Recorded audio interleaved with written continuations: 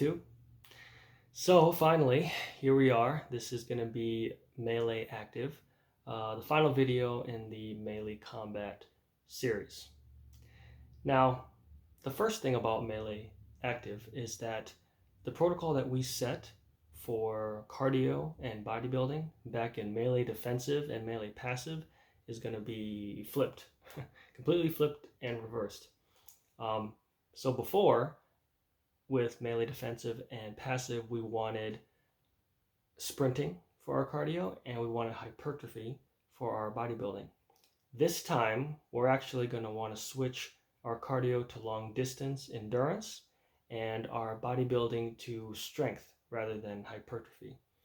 Now, the reason is because in Melee Active, if you have to fight somebody or a group of people, you're going to move a lot, okay? And you don't want to be tired out too quickly, so we want that endurance to increase. And unfortunately, in regards to cardio, sprinting and endurance, they are inversely related. You can't train with sprinting and then switch to cardio and then not lose your sprinting ability. It's inversely related. You know, one's going to get hurt if you train the other one. So that's kind of unfortunate. The reason is because the human body, or your body, everybody's body, it uses fast twitch muscle fibers first. I think it's type 2B.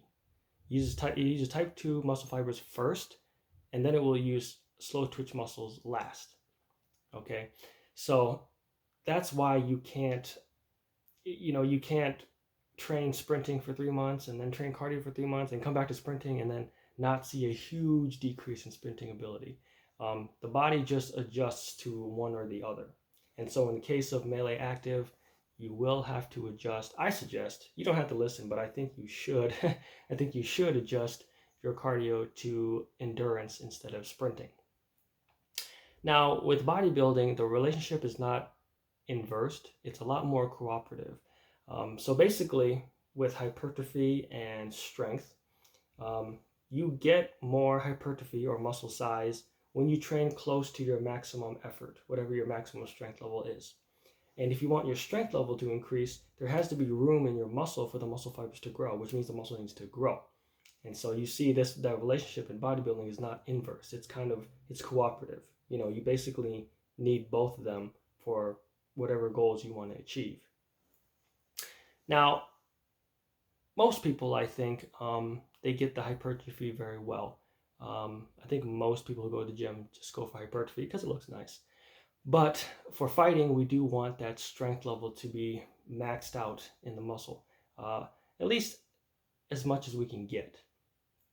Now, for the cardio, I think the training program, what did I say, like 3 times a week? That's fine. Keep doing that. The only difference is that, you know, you should be looking to add miles. So maybe just start with 2 miles at first for the first week. So what did I say, 3 times a week? Just do 2 miles. And then next week, add like 2.2 miles if it's too easy.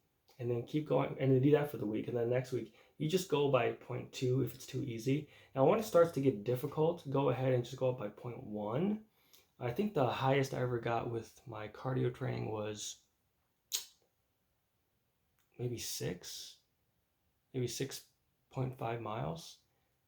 But yeah, basically any kind of cardio is good. You know, that's the only thing that changes for your cardio training protocol. Now for the bodybuilding, we are going to change it. We're going to change it for strength. So instead of 4 to 6 sets of 9 reps with a minute 30 rest, 90-second rest, we're actually going to do, the rest will be 3 minutes. And I think the set should be 3 to 4. And the reps should be 1 to 3. So what that means is that when you're lifting something, you should be pretty close to dead when you get to the 3rd rep. Okay, like it's pretty dang difficult. Okay, if it's too easy, obviously you need to increase the weight. Now, if it's too hard, obviously you need to come down in weight. So it's kind of like what I said with hypertrophy, where by the time you get to the 9th rep of the 6th set, you should be pretty close to dead. Okay, if it's not, then you're not lifting heavy enough. So your your bodybuilding training will go a lot more quickly. Um, just like your sprint training would end quickly, your bodybuilding training for strength will end pretty quickly as well. Now, I don't remember what schedule I gave you guys, but you know, just change your goals from sprinting to endurance and hypertrophy to strength. Now, one big pro in regards to melee active, at least in terms of unarmed combat, is that you can take it with you wherever you go. 24/7. You're not defenseless. There's no government building that you can't bring your body with you. You can't bring your hands, bring your legs. So that's kind of nice. You can take it with you anywhere, except maybe like Area 51. Of Rachel, Nevada at 6:30. Reporting live. Another aspect of unarmed combat is that the government cannot technically or legally own your body. Which is tantamount to indentured servitude or prostitution, depending on what state you're in. Now, I could have sworn a long time ago there was some silliness about people having to register their hands and feet as deadly weapons. That's insane. I'm not a fan of that. Not to be political, but any government in any country in any time in history, they really like weak people. I'm talking like the Romans and the Greeks and the ancient China, right? They just love weak people in body so that they can't be overthrown, and they like weak people in mind so that they keep taking away their rights and they don't even know. But that's getting too political, so I'll just leave that there. Now, some cons for melee active, at least with unarmed combat, and it will translate to melee active weapons as well, is the investment time. I really don't think you should be trying to get into fights or thinking you can handle a fight if you haven't been training for at least 10 years or more. There's just too many aspects, and even a regular punch and a kick, which I'm sure you could get away with, if you really look at it the way that it should be done, it's not surprising that a lot of people can injure themselves. So the 10-year investment, which, I mean, who really wants to do that? I think most people want a normal life, a normal life, a good life. Nobody really wants to be stuck in the dojo for 10 years, But if you're going to use this, if you have to use it, then yeah, 10 years, I'd say that's kind of the minimum requirement, to be honest. Now, of course, with melee active weapons or unarmed combat, you have to get close to the enemy as well. So it's pretty similar to melee defensive. So if you're already working on that, then at least that's a little bit of familiarity for you. And the last con about melee active is that your body is the quality of the art. So for example, with melee defensive, a stun gun or a pepper spray, if it's American made, you can probably trust it. If it's made in China or Mexico, it'll probably hurt you more. Okay. The melee active version of that is basically you. It's your body. Okay. So you have to be pretty close to peak physical health. You don't need to be doing things that don't help the healthy state of your body. And I know people like to have fun and they like to drink and smoke and things like that. And that's fine. You can do that in moderation. But, you really got to think about if you're going to use your body, right, as the fighting system, then you kind of need to seriously cut down on those things. And what about diet? Like, most people don't even want to talk about diet, and that's another thing too, is that if you want to use the unarmed combat, your body is the weapon, which means you have to make it about as healthy and close to peak physical health as possible. And, that might not be an option for some people. Now, it might seem that this video is really only going to apply to fighters, and that's technically true. I think some things here can kind of help people who, even if they don't fight or don't want to fight, there are some things that just knowledge-wise, it doesn't hurt to know. And there is actually one very important thing that you can help with, even if you don't fight. But let me just get through the fighting first before I talk about, how somebody who can't fight can be useful. Because yes, most of the video is for fighters, So let me just get that out of the way, and then I'll go ahead and talk about how if our friend group is safe, but you're not a fighter, you can still help. You can still be a big help during a conflict. Now, before we talk about melee active weapons and martial arts, we do have to consider the law and the way that the law is going to view dedicated weapon platforms and unarmed combat. Now, I would say the stigma against unarmed combat is not as bad as a dedicated weapons platform. Now, what do I mean when I say dedicated weapons platform? Something like a stun baton, or not a stun baton, but a regular baton, you know, that is only meant to hit. You know what I mean? It's not like a stun flashlight where, yeah, it can stun you, but it's also a flashlight. You know what I mean? Or you got a pocket knife and it's like, yeah, you can slash somebody, but it's also got a wine bottle opener. You know what I mean? Like with dedicated weapons platform, you don't really get that safety. You know, like a fixed blade, like an actual like Bowie knife, it's a Bowie knife. You know what I mean? And jurors are going to look at that very harshly. They're going to look at batons very harshly. You know, they're going to look at dedicated weapons platforms very harshly. Now with unarmed combat, this one's a little interesting. It doesn't seem to get as much stigma, but it really depends. You know, it really depends on what occurred. You know, like some juries might be hung up on the way you punched or the way you kicked or something. And let me just say that, you know, if you end up in the courtroom and they put that book on you, you gotta tell the truth and nothing but the whole truth. Let me say something interesting, okay? First of all, yeah, they make you do that, but it's pretty interesting that the jurors are not really interested in telling the truth. You know, it's pretty interesting, or not the jurors, I mean the attorneys. You know, it's interesting that the lawyers and the attorneys are not interested in telling the truth. It's very interesting that they choose jurors that are very emotional and they completely avoid people who are logical, you know, sane thinking type of people.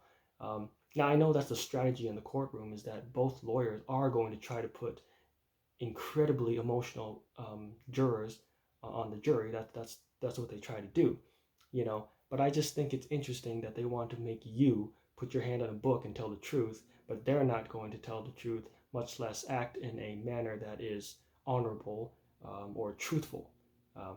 Just something for you to consider. So if you're thinking like, oh, I'm just going to do the right thing and everything will be okay, well, let me just say in the real world, that doesn't always happen. Now, I'm not saying you should lie, but I'm certainly saying that if they're going to try to screw you, right, then you should at least know their strategy, know how they're going to plan out their points, talk things, assassinate your character. You know, just kind of keep that in mind. You know, if you are going to use melee active, think about how scumbag lawyers and attorneys are going to try to use that against you. You know, the typical, if you're looking for a fight, blah, blah, blah, assault weapon type of thing. You know, Sun Tzu says, I think it was Sun Tzu. Yeah, it's Sun Tzu. Okay, if you know the enemy and you know yourself, you're going to win every war. So it's not enough for you to know yourself, your own ways, method, and arts, but you have to know the enemy's ways, methods, and arts too. Obviously, you don't want to be in a courtroom, but if you have to, I think that's something that you want to take into great consideration. All right, now the first melee active we're going to talk about is a baton. This is an ASP, and most batons, they are momentum based. So you really are going to have to, you know, just really flick it out there in order to get it to extend. And then there are two types. I know there was one where you kind of hit it to get it retract. This one actually has a button on the back, and you just press on that, and then it just retracts. Now, of course, the length of this is not that long, and you might be saying, is that any useful? Well, that depends. So if you think about like, I don't know, a hook punch or a kick, you know, those are kind of like anchor point attacks, right? So it's easy to block and to control too. And so if the baton is really long, that's also something where the enemy can take and control from you as well. And another thing is that if you want the really, really long batons, you know, in their unretracted position, they're incredibly huge. like it's probably twice the size of this. You know, this can fit in your pocket. You know, this can fit in your pocket, no problem. And that's called program compliance. You know, if it's ridiculously big, it's kind of like that Victorinox that I was telling you about. That it's like literally as big as a hamburger. You're not carrying that thing, right? Like it's not on you all the time. But the one that I got, that thing's tiny. That is going to be with me all the time. And so it's the same thing here. You know, yeah, the baton is not very long, but at the same time, this can be in the pocket all the time, no problem. You know, the 16, 24-inch batons, those things are like crazy crazy long, crazy huge. It's bigger too because there's, you know, there's the extension goes from in here to in here.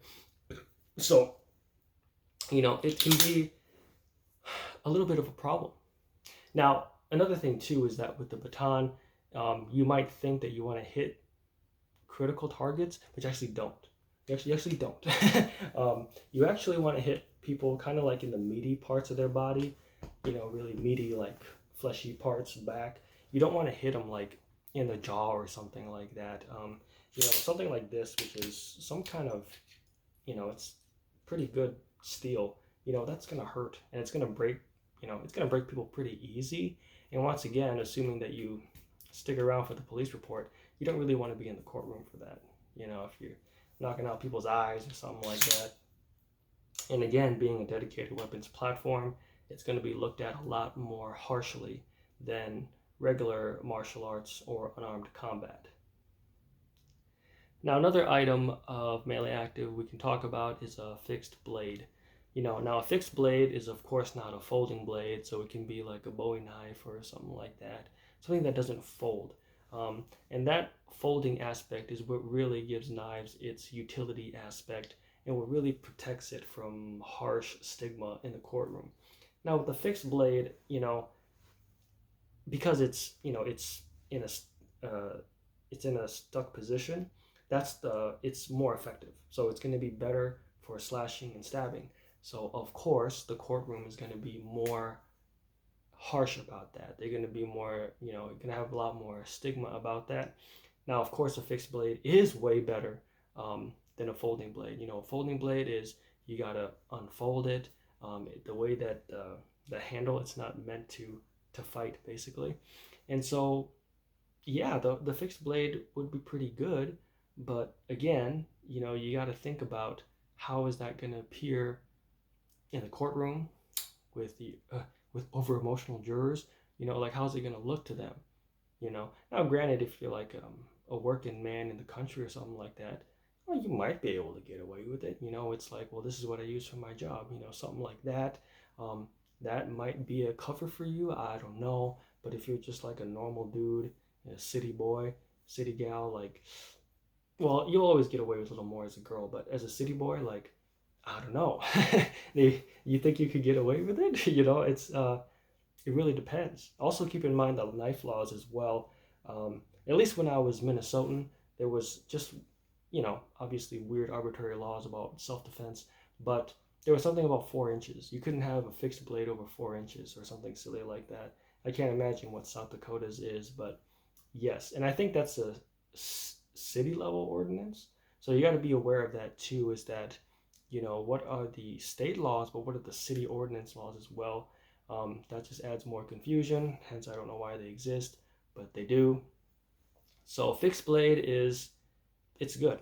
You know, it is. It's actually it's a good weapon, to be honest. That's not something you're gonna fight. Okay, that's not something you're gonna fight. People can slash too fast. They can do it too fast, too furious. Okay, like you're not stopping that. Yes, I'm sure I've seen the videos where people do that, and maybe under a specific circumstance that works, but I would say largely, like 90%, it's not. I would not engage somebody with a fixed blade. So that's an option, but again, you're going to have to consider how you're going to use that without getting into too much trouble. Now, the next melee active device is something that I've seen, but not as much anymore, and it's called a Kakute. I think it's a Japanese weapon, and it's kind of like a ring. It's kind of like a ring, but it has like 2 sharp points. like a cat ears, right? And I guess people thought that you're supposed to like punch with it, but I think what it's supposed to be, I'm not sure. That might be the way. And if that is, that's fine. First of all, here's a couple of problems. How can you make sure the point is always going to be pointing forward? Like even this ring is like it's always moving around a lot. You know what I mean? So like how do you know? How do you know the 2 points are always going to stay in place? And the second thing too is that's pretty close to using martial arts already. Like you actually have to know how to punch. You know what I mean? Like you wouldn't just punch without you wouldn't punch with that without not knowing how to punch.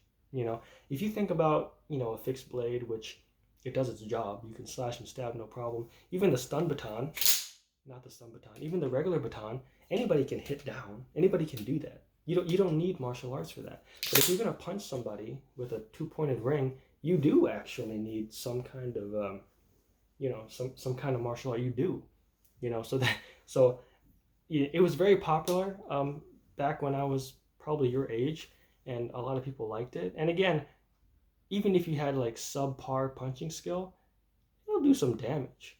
But here's what I thought instead. With the Kakute or 2-point ring, why don't you just turn it inside? So for the two horned points, point it on the inside. And then what can happen is that if somebody grabs you, you just press on their forearm or tendon something and press really hard and just scratch away. You know what I mean? I feel like they're going to let you go. So I think the Kakute ring, even though it's kind of popularized as a melee active punching type of thing, I think it'd be better as melee defensive. And you just keep the horns on the inside of your palm, and you just, smack people if they try to grab you or take you away. Now, another one that's similar to that is, I think they call it either a cat eyes or a dog eyes keychain, which it's kind of similar to a knuckle duster, except that the two horns, instead of being on one ring, right? The two horns, it's like it goes over these two fingers, and so you punch somebody like that.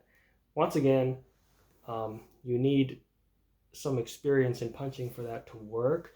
You can get away with that a little bit, and I think also the law kind of looked down on it as well, because there was a time where a lot of women had it, but when they got to the airport got like antsy about it and they banned it or something weird like that. So if it was working, that's great, but as far as I've heard, you can't have that anymore.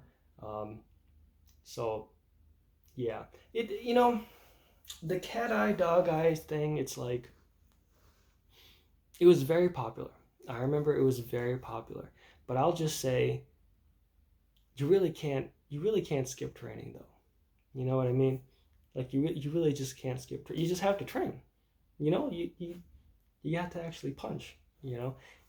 It's just something like that relies too much on your innate martial ability, and so if you're going to go with something like that, I would say you should at least practice martial arts at the same time.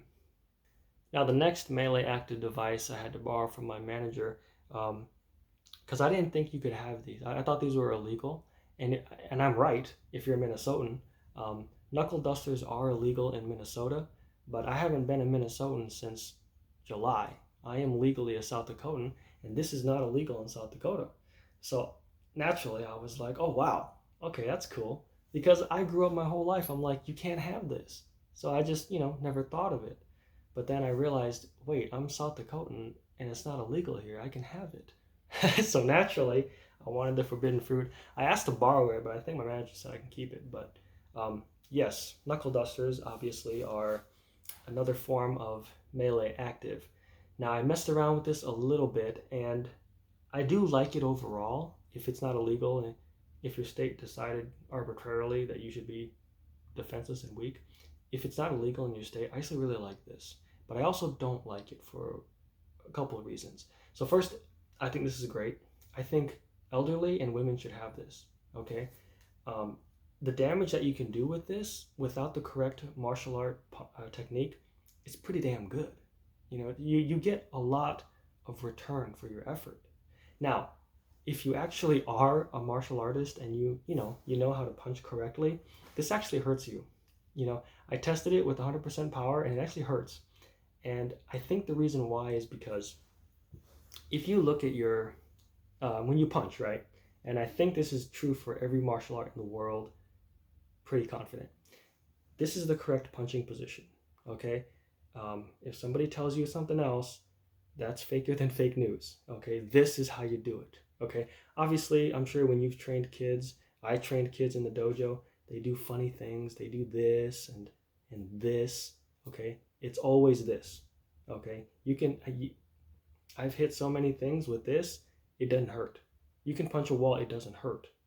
Well, except that one time, but anyways, generally, okay, this position is correct. You can put out a lot of force, you can take a lot of force. This is the way that you're supposed to punch. Now, if I put on the knuckle duster, I'm not in that position. Look how far away I am from the correct punching position, okay? And it might not seem like too much, but it is. You know, it really is. This is what it should be. This is the correct punching position. And this part here doesn't allow me, okay? As I close, it doesn't allow me to get the correct punching position. It just stops me here.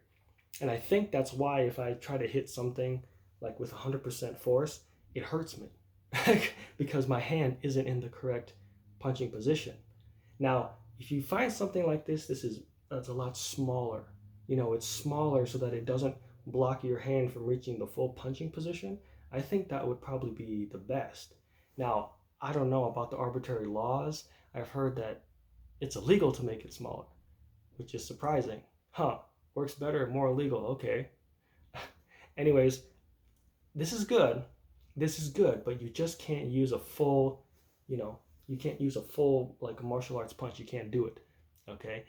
Now, one thing I saw which was interesting to me, and I would love to find it and buy it someday, is that it's exactly like this, but this doesn't exist. You know, this part doesn't exist. So it's literally like a bunch of rings and it comes out like this, and then there's no waste of space right here. And I imagine you can really get closer to the correct punching position. Now, obviously, the rings would block you off a little bit, but for the most part, you're pretty close to your correct punching position. And I imagine I could probably punch pretty close to max power without feeling too much pain in return. But as I mentioned previously, this is pretty damn good. I like this for elderly and for women because you really don't have, it encourages you not to use full power, right? But it still does a lot of good damage. Now, on the flip side, let's say you decide to go into the martial arts, then this will probably counteract your training, because what are you going to do? You're going to try to remember, like, I can fight normally here, but then not really here. Like, you can't do that. Like I've tried that before, with like guns, with like, oh, this gun can use this ammo, but it can't use that ammo. Like, you don't want to do that. You really want to standardize your martial arts to be exactly the same, so you don't have to second guess yourself.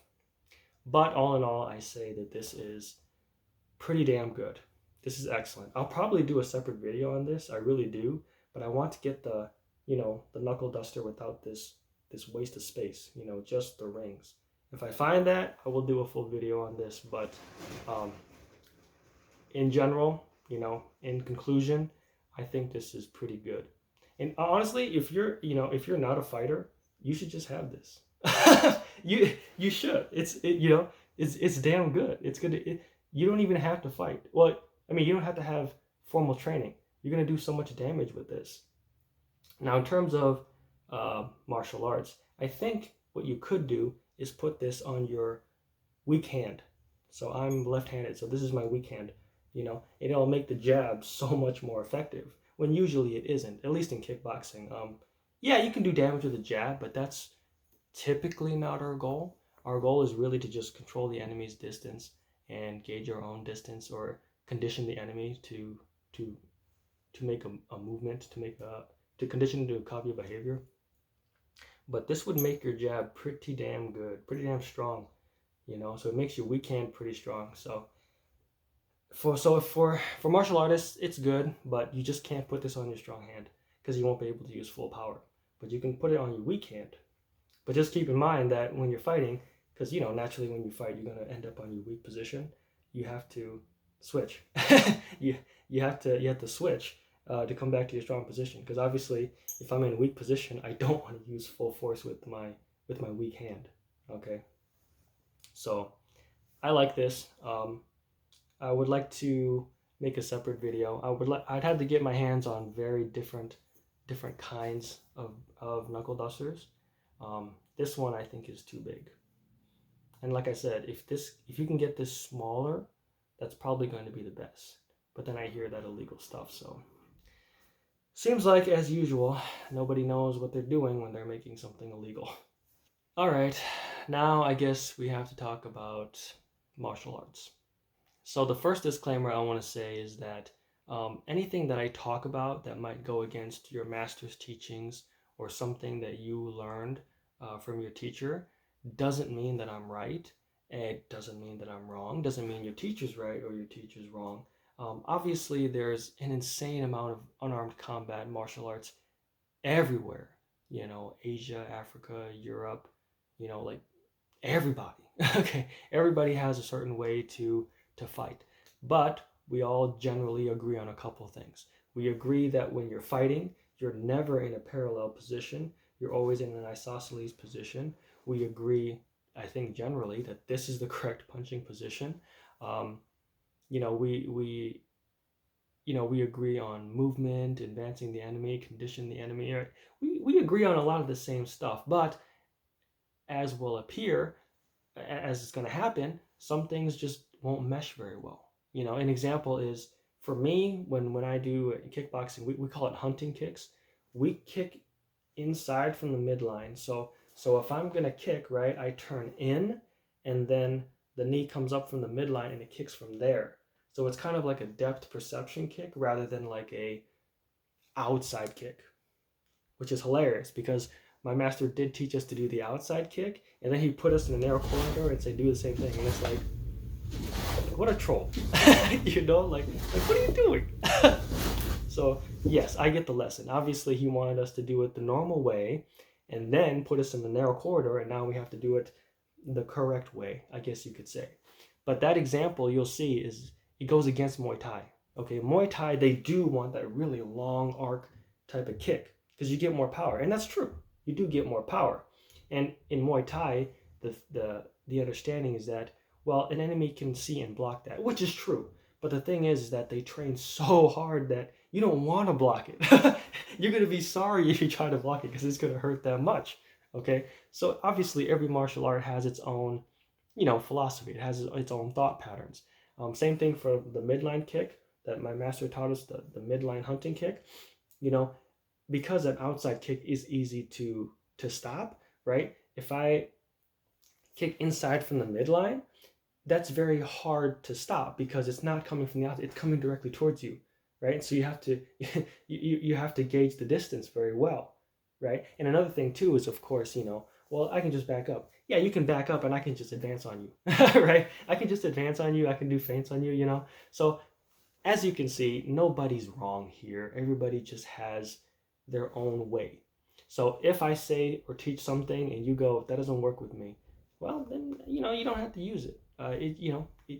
It's okay.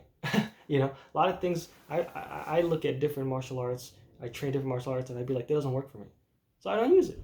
It's okay. You know, it don't mean anything. Sometimes I can use it. I'd be like, okay, it's mine now.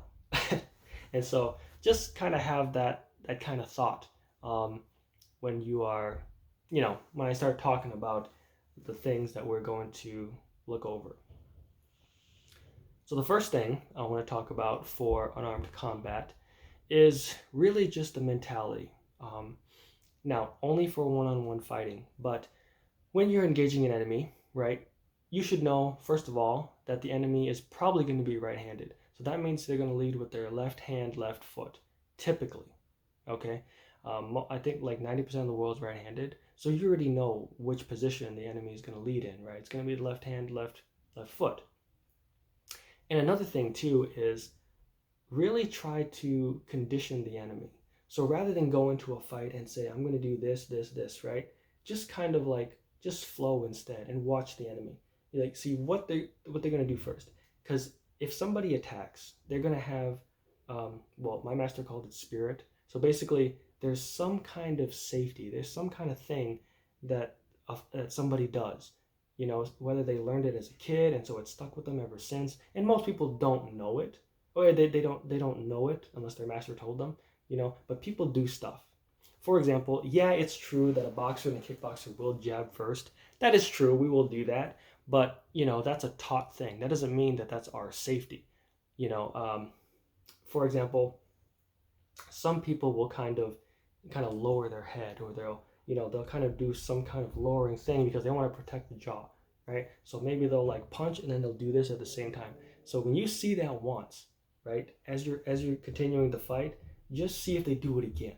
Okay, if they do it again a second time, then I'd say you're safe. You know, basically you can hit them, right? And that's really what fighting is. It's gonna end in like 1 or 2 hits. It's not like a movie, you know, and it's gonna end in 1 or 2 hits. So just watch them and see what they do. Some people, you know, because we're talking about thugs, right? They'll usually raise the shoulder, right? The shoulder is really raised because, well, I don't know why, but I just noticed that if people are like, if they don't know how to fight, they'll do that. They'll kind of raise that shoulder. And some boxing styles do that on purpose. It's really to just kind of protect the face. But most of the time, people will have some kind of tick. I think my manager called it cadence, but I don't know. I learned it as spirit. That's what we call it. We call it spirit. So you read the enemy's spirit, right? And if you know what the enemy's going to do, right, don't worry about not getting hit. Okay, like you've been in the dojo, right? And we get hit all the time. Just take the hit. Okay, take the hit. That's fine, because what we want to do is we want to get the hit on the person, right? And that's really what we want, especially if you're fighting more than one person. A lot of this doesn't work if you're fighting more than one person, but if you're fighting one person, then that's fine. You know, that's really what we want is, you know, first condition the enemy. That's another thing. So if the enemy doesn't want to move, you can condition the enemy. You can decide it for them, you know. So you'll start with, let's just say, a jab. So a lead jab and a rear kick, right? And let's say you go for maybe the liver, right? You go for the liver, and let's say you get him. Okay, you got him, right? At this point, you want to mirror your movement because you're conditioning the enemy now. They got hit, and I don't know if you've taken a liver shot before, it doesn't feel good. They got hit, and so now they're going to be over-focused on that, right? So if you mimic your own action again, they're going to react and protect that, you know, because their mind's focused on it. It's like, that really sucked. I don't want to go through that again, you know. So you just mirror your movement and make the enemy do it again. But now, of course, you get open spots, open targets wherever you want. Another thing is feints. So feint is basically like you go for a move, but you don't really do it. Okay, feints are useful because I find that people typically don't want to get close in the fight because they don't want to get hit, I guess, which is fine, you know. But because they don't want to get close, and let's say you have to, then you really have to. You can use your feints to gain distance. Okay, so you don't have to kick, right? I mean, you can kick, right? Let's say you jab and then you kick, but you don't have to kick. You can just jab, feint, kick, feint, you know. You can just keep getting closer to the enemy, right? That's really what we want at the end of the day. And it's a power move too, because if you're like controlling the fight, then it's like they're more reactive rather than active, you know. So it's kind of like they're on the defense and they have to wait for your action. Now, another tool to consider is the elbow and the knees. Now, I'm not good with knees, but elbow, I think I tend to do okay. So the elbow and the knee is very bony. And assuming you are drinking your milk, you have a very strong elbow and knee. And that's a tool you want to use. If the enemy doesn't know how to fight, they're probably going to do a shoot takedown, which means that they kind of, you know, they go, like they try to take you down basically, right? And this is great. This is great. First of all, if you can do a freestanding knee to the face, just do that. But if you can't, it's okay. Just get a grip on them, get a position on them, and then get their head and then make your knee hit at the same time. Now, don't have them push and then knee, or knee and then push. It's together. It's one time together. Okay, that's how you want to do it. Now the elbow's good, but it's, I find for me that the elbows coming from an outside this way is a lot better for me. Yes, there are martial arts where you kind of come elbow in, or you can elbow up, but I don't know. I don't practice it. We kind of did in kickboxing, but obviously you can't do that in a real fight. So I don't practice it as much, but I really like the outside elbow. That one kind of works well for me. And just try them all. Just try them all and just see, see what you like, see what works well for you. Another thing to keep in mind is kind of the length of your limbs. So my legs are pretty short. I mean, it's the same length as my body, but that's technically considered short. And if you have shorter limbs, right, it's a good thing for close combat. So if the enemy is very grabby and he wants to get close to you, you can just position yourself onto them as like a fulcrum, and then you can just kick them with what is this, ball of the foot right here. Kick them with that. Typically in the throat would be good, but you can do jaw, that's fine.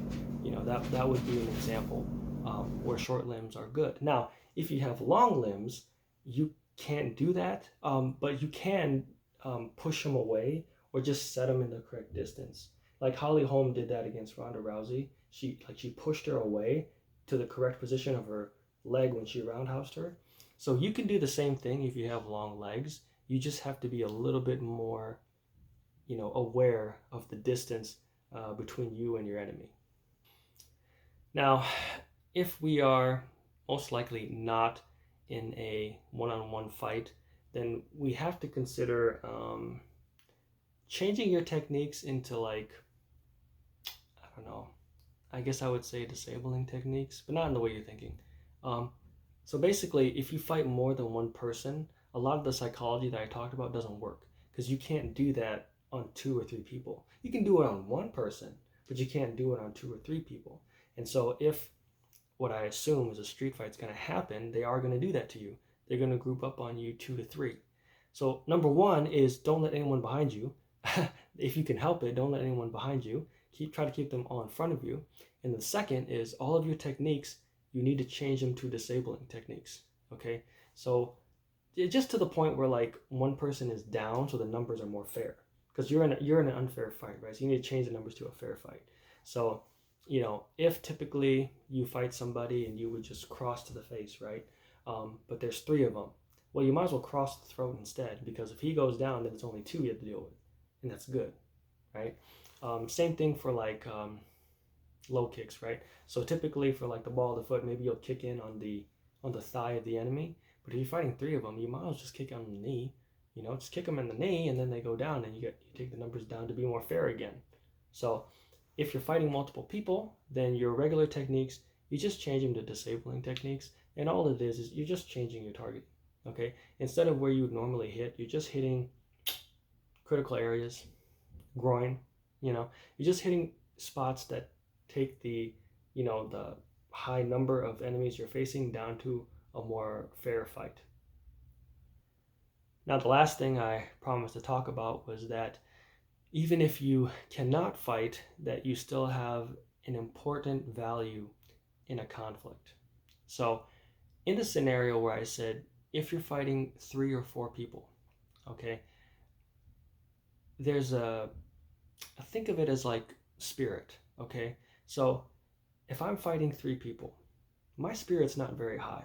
Now, I might be physically stronger than all 3 of them, no doubt, okay? But my spirit's not very high, okay? Because all it takes is for them to reposition, right? It's just one of them needs to get behind me, okay? That, that's really hard to deal with, okay?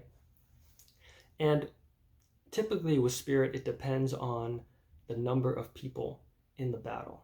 So let's say our friend group is safe, and I'm a fighter, and you're not, but our friend group is safe.